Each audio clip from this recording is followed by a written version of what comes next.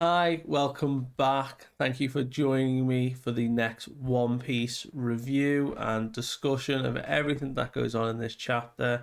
I really appreciate you tuning in, and I hope you enjoy this chapter as much as I did because we are certainly getting more and more escalation and ramp up now into this Egghead arc, and a few extra details about what else has been happening in the world. So, chapter 1092, Tyrant Kuma's Rampage through the Holy Land. So, Oda's not really holding back there in that title alone. So, interesting what Kuma gets up to. But the cover story kicks off with another request again, and we just have Jinbei just swimming around, enjoying himself. But loads of Remora fish have come to his aid and are just sort of like cozying up to him, so sort of making like a little fort around him as he tries to like swim through, which is kind of cute, I guess. But we kick off a day ago, so mini flashback as current events have been happening. This is one day prior. So this is when Egghead was just starting out, when Straw Hats had probably made it and were getting ready and dealing with all the shenanigans that York had set up. We had Kuma reach the top of Marijois now. So over in the Holy Lands, over in the Red Line, Kuma has finally climbed the Red Line. This man has stopped at nothing and has just scaled the wall and is now at Marijois. And the soldiers, the Knight Templari like soldiers have like chained and bound him up now. So they have like wrapped him up. They're saying the invincible slave has returned, and they are trying to like stop him in his tracks and basically put an end to him. But Kuma is just beaten and bloodied and broken, and he just doesn't stop. And his eye, like there's a focus panel on just his eyes, and like he's just pushing through. And even the soldiers, like he's trying to get somewhere, so we need to stop him from wherever he's getting to. But Kuma let out Ursa's shock, his giant paw attack, this massive shockwave, and it brings him to his knees, and he's sort of on the floor in the rubble of everything. And a small figure begins to appear out the smoke and says, what do you think you're doing? You're picking up right where the revolutionary left off. Like they've already done, now they've gone. The damage you've done here already is just unprecedented. And we see Akainu stepping out of the smoke, cigar in mouth, looking furious. And even like the soldiers like, well, Fleet Admiral's here now, like we can kind of back off a bit. And we get the Celestial Dragons decide to chip in now, saying, what a miserable excuse, for a guard, Akainu, I wanted lobster for dinner, and they told me we're out of stock. The food supply's low. This has never happened before. How could you let it happen on your watch? The food supply's dwindled.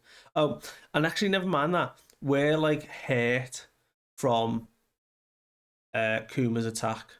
You allowed someone to hurt us. So hurry up and defeat the tyrant. Get rid of him. He's just a slave. And Akinu's like, well, Kuma, if we can't control you, you are a dangerous individual. We can't go letting you run wild.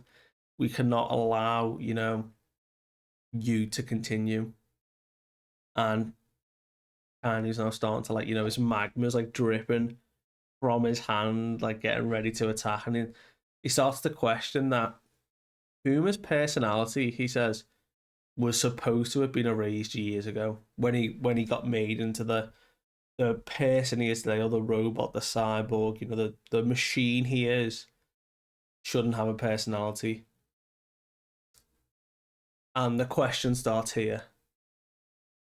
Akainu's like, where in the world would a walking corpse like you possibly want to go? And he launches Hellhound at him. So he jumps up and blows up, just incinerates part of Kuma's face. That attack we've seen before. I think he used it on Whitebeard and Marineford, but ignites his arm, and just launches at Kuma. Kuma just seems to take it. And even Akainu's like, you still have blood in you. Like, I thought, you wouldn't. It's just surprising to see this blood in your veins. But instead of retaliating, Kuma just bolts, like, just sprints away. And in another attack, Akainu like billows out all his magma and sort of severs one of Kuma's legs off. And he is feeling this pain, like he winces, like he is really feeling it. But then, pop, he uses his own devil fruit on himself and sends himself flying. He is gone. He didn't want to stay around. So his objective wasn't Marijois. I can only think of probably highly likely one other possibility of where he's going, seeing as this was 1 day ago. Kuma is on his way to Egghead. He has sent himself, like we saw at Sabodi, he touched all the Straw Hats, sent them all scattering around to those islands. He has just done the exact same to himself. The only problem was where he was originally in the Kamabaka Kingdom. He couldn't do it there to get over the red line. He needed to get up high enough to then send himself to Egghead, which is genius, by the way. But Akainu is left like reminiscing, and it's a continuation of when he captured Bonnie originally, and she was like all chained up, and they were having the conversation.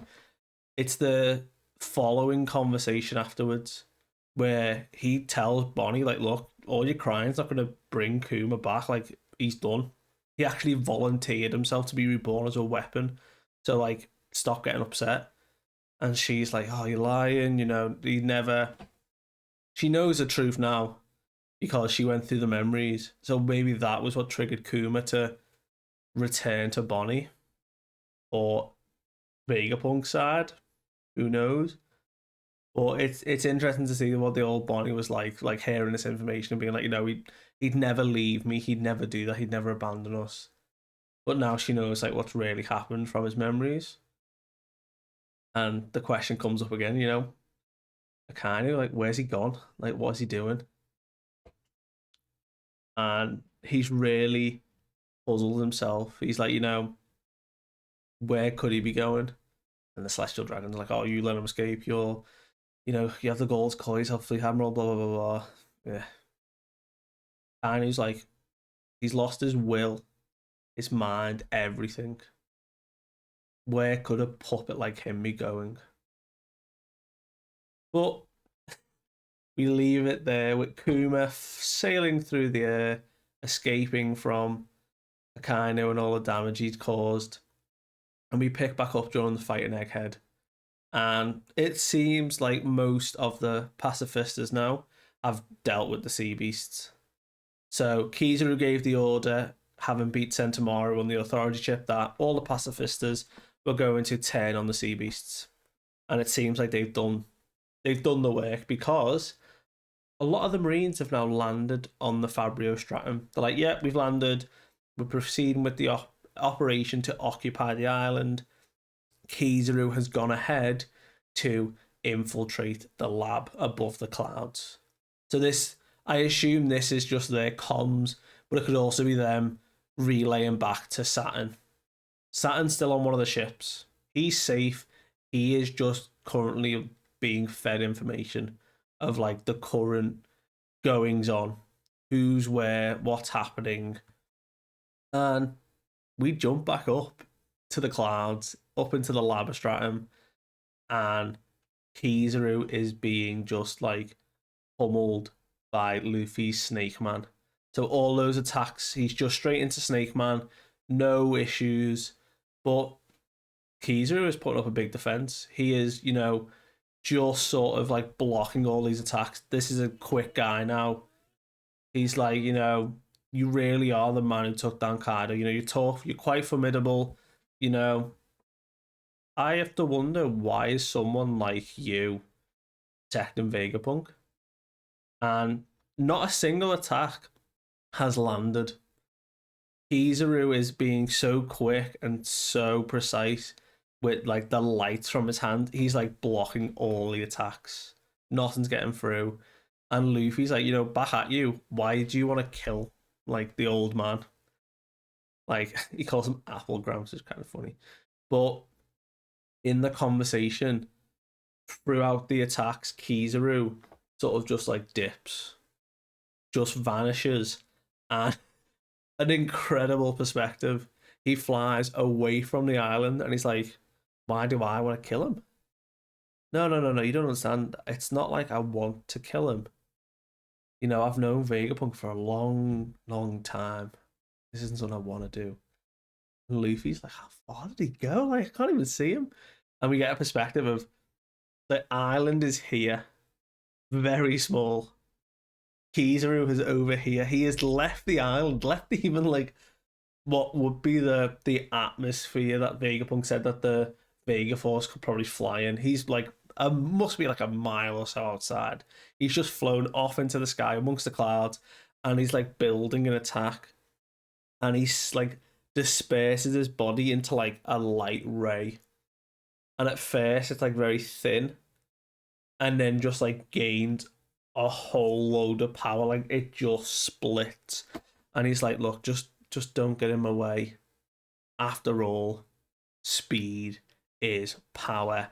And he comes in and gives Luffy the flying kick of the century, just clocks him and sends him flying. And unfortunately, the trajectory at which he was aiming for. And this is where I'm now getting onto the fact that, like, as much as Kizaru is a very laid back individual, and I think when it comes to a fight, he can clearly hold his own. I think he is also very tactically aware and very smart about what he does. He sends Luffy flying into Vega Force 1, and he has a brief flashback to Vegapunk telling him when he was younger he'd finished the Vega Force 1, the giant robot that mankind has dreamed of. He remembers Vegapunk building it, and just it gets annihilated by Luffy being sent through it. It is completely like ripped apart from the stomach, and Luffy gets sent into the field. So the defense system that is still up, Luffy hits it and it just explodes.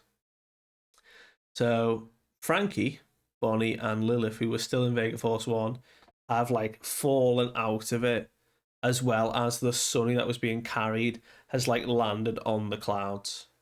So they're all on solid footing now, but not in Vega Force 1. And Frankie's even like, oh, like Luffy, like he's worried now he's all right because he's just hit the field. But Lilith's like, look, like we need to run. The Vega Force 1's about to explode, and we see them all like rushing away from the explosion, hoping that, is the Sunny safe? Is it all right? It's on its side, but it seemed to have been out to the explosive range, which is kind of good. But Kizaru again's already stood there, just like looking. And it's like, oh, Bonnie, got a bit taller, haven't you? Like, kids these shit days sure do grow up fast. So we got even more details now of Bonnie and having known Kizaru. What? Like, Bonnie's certainly like met a lot of individuals and has been in a lot of involvement. As Kizaru's talking to her, like, they are old friends. And he even says, he's like, look, I'm here in order to kill Dr. Vegapunk. I know you had it out for him, but, just don't get him away, And Bonnie says, look, I've realised there's somebody else. There's another person I should have been targeting this whole time. And she grabs, like, part of, like, the wreckage, like a pipe or a wire, and does like a timely thrust. She like imbues it with whatever a devil fruit is, and tries to hit Kizaru, and he's just like whoop, just like splits himself into light and just moves to the side. It's like, why'd you go and do that? Please don't make me hurt any more of my old friends. And then just kicks her away, like just bang, Bonnie gets sent flying. She hits that side of the field. This man's ruthless. Luffy just gets kicked one way. Bonnie gets kicked the other. You know, we've certainly got a real threat now on our hands because we've dealt with Kaido. Kaido was just a beast, like a huge Goliath, raw strength, power, was just all that. Kizaru is almost the complete opposite because he is spec'd into speed. Speed is power, and he is a man that cannot be beaten in speed. He is too quick, too fast, and just is sending people out left and right. Like, just isn't holding back now. And Frankie's like, oh, brings up the radical beam, gets ready, and he's gone. He's like, wait. In the charge up of a radical beam, he's like, wait, he's just disappeared. Control room, we got a problem. Hello, Usopp, we got a problem. And back up in the lab, Vegapunk's like, Eureka, we did it. I'm the genius, we cracked the code. That's all. It's like, that's all it took. And like Atlas is like, take that, York, like we got you. And she's like, oh, can't believe you did it, damn geniuses. And Usopp's like, wait, is everything all right, Frankie? Like, we just hit a bang, like Sutton's on the island. And Vegapunk's like, look, we're ready to go. We can disable the barrier, get Vega Force 1 ready, and, we can do... And then just walking, not even walking into the room, he's just in the middle of the room. Kizaru stood there going, yeah, sorry, Vegapunk, your plans failed. I'm afraid your robot that you dreamed of that would, get you out of here, the one you built, it's not going to do. I've got rid of your escape plan. And there's just a shot of everyone in the room like freaking out that like Kizaru is like face to face with Vegapunk. Like everyone else is around, he's just here going, yeah, sorry, Vegapunk. Now, interestingly enough, we know that Zoro burst out of the window fighting Lucci. But the only people that seem to be in this room currently are Usopp, Nami, Vegapunk, Edison, and Atlas. We don't know where Sanji, Robin, Jinbei, Kaku was put in a bubble, Chopper. We don't know where anyone else is. They don't seem to be in the room either. It seems like the whole room is present. Kizaru is just like, no, look, understand, like, this is just a tough mission for me. I'm really hard for me to have to do this. And, I just don't want to drag it out anymore. I'm just going to get to it, And almost from, like, the distance, we just say, oh, that really hurt. And Luffy in Gear 5 punches through the ceiling.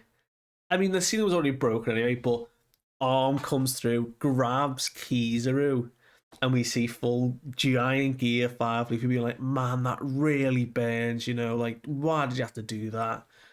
And Kizaru's like, oh, there it is. This must be, and just gets cut off because Luffy just goes like, look, you have some nerve, knocking me all the way down there. It took me 2 times to try and cross that barrier. Twice I had to cross it. Thought I was going to kill myself, like, trying to get through. So Luffy just casually passed through the barrier, though. Like, he's burned. Like, he is covered in burns. But he's in Gear 5. And right now, it seems like he's got a solid grasp of Kizaru. That he hasn't dispersed into light. He's got him there. We see the eye pop from Vegapunk, Nami, and Usopp as a reaction, as a running joke. But just straight into Gear 5 fight with Kizaru. We're just not holding back now. So the chapter doesn't end there. A ways away, down in the depths of Egghead, the drumbeat that Luffy's heartbeat has when he's in Gear 5 starts sort of emanating from the giant robot that he first found Vegapunk in, and the eyes beam up on this ancient robot from the past, and they just glimmer, and that is the end of the chapter. Now, there's no break next week. We will hopefully continue this crazy chapter, but there's still so much happening in Egghead that there's just so many like spinning plates. I don't know how I was doing this. Like, we've got now Gear 5 Luffy having to fight Kizaru, and how is Kizaru going to deal with Gear 5th Luffy? Zoro is currently tangling with Lucci. We had the Blackbeard pirate showing up. We potentially got Kuma on the way. All the Marines are still there. All the Vice Admirals. How are they escaping? The barrier's down now, or the barrier can be deactivated. But Vega Force 1 has been destroyed. However, an ancient robot is now ready, because it's just decided to come alive. There was a theory that, also, there was a thing, because it has the drumbeat for Luffy's heartbeat, and then there's like a moment, and then the eyes glimmer. But he fought Lucci in Gear 5 the day before. Robot didn't activate then. So, for whatever reason, the robot has activated now. Some condition has been met, something's happening. Joy Boy is here. I don't know, because it was here before. Well, I guess I'll find out next week. Thank you for watching. Let me know what you guys think, and I will see you later.